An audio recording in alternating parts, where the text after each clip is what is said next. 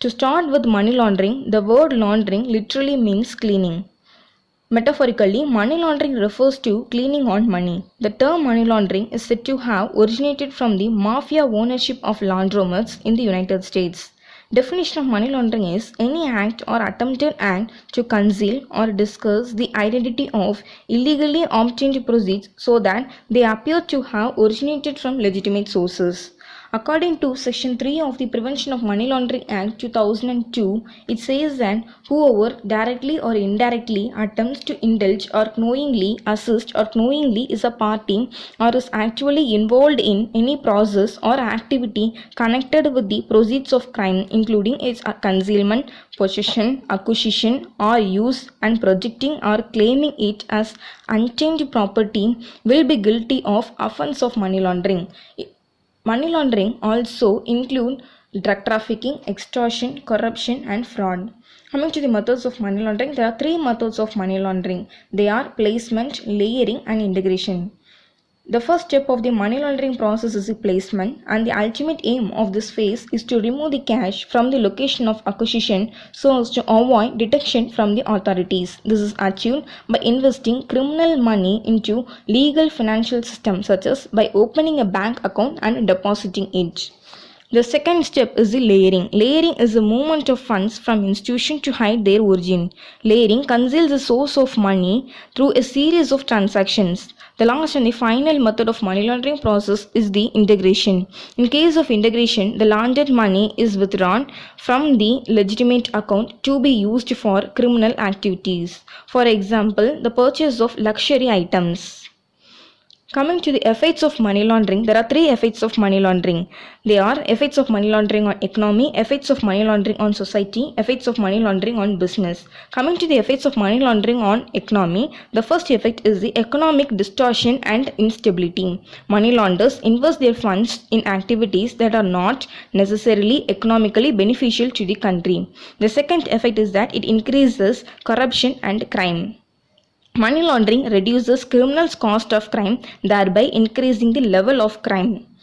The third effect is the loss of control of economic policy. Some phases of money laundering transactions are underground or in the informal sector of the economy. Such transactions do not appear in official monetary and financial statistics, thus giving misleading information to policymakers, and it leads to misallocation of resources. The fourth effect is the undermining the integrity of financial markets. Large sums of laundered money may arrive at a financial institution, but they disappear suddenly without notice. This can result in liquidity problems to financial institutions. The fifth effect is the tax evasion. Money laundering effectively reduces tax revenues for the governments and ends up damaging economic development. Coming to the effects of money laundering on society, the first effect is the increase in criminal activities. Money laundering allows drug traffickers, smugglers, and other criminals to expand their operations. This results in increase in criminal activities. The second effect is the concentration of power to criminals. Money laundering transfers economic power from the market, government, and citizens to criminals. As the economic power is in the hands of the criminals, they have a corrupting effect on all the elements of society. The third effect is it undermines democracy. The economic and political influence of criminal organizations can weaken the social fabric, collective ethical standards, and ultimately the democratic institutions of society. Coming to the effects of money laundering on business, if funds from criminal activity can be easily processed through a particular business, either because its employees or director have been bribed or because the institution turns a blind eye to the criminal nature of such funds, the institution could have been drawn into active complicity with criminals and become part of the criminal network itself. Evidence of such complicity will have a damaging effect on the attitudes all stakeholders of company.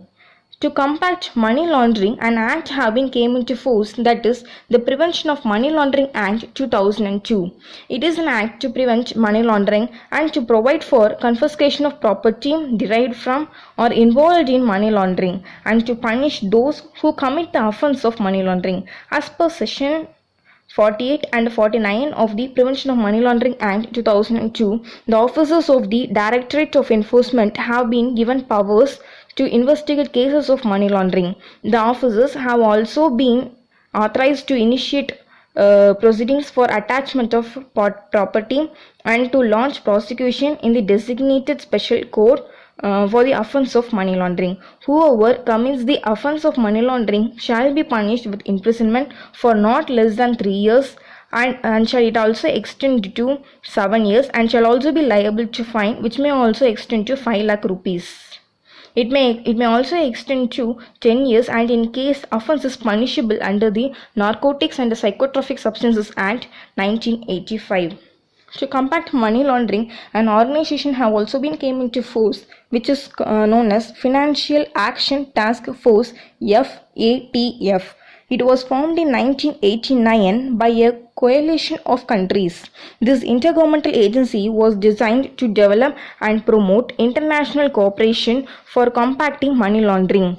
The FATF has developed recommendations to combat money laundering, and the agency has 3 functions in regard to this criminal activity. The first one is to monitor the progress of member countries in their anti-money laundering measures. The second one is to reviewing the trends and techniques in money laundering, reporting these as well as new countermeasures to member countries. The third one is to promote FATF anti-laundering measures and standards globally.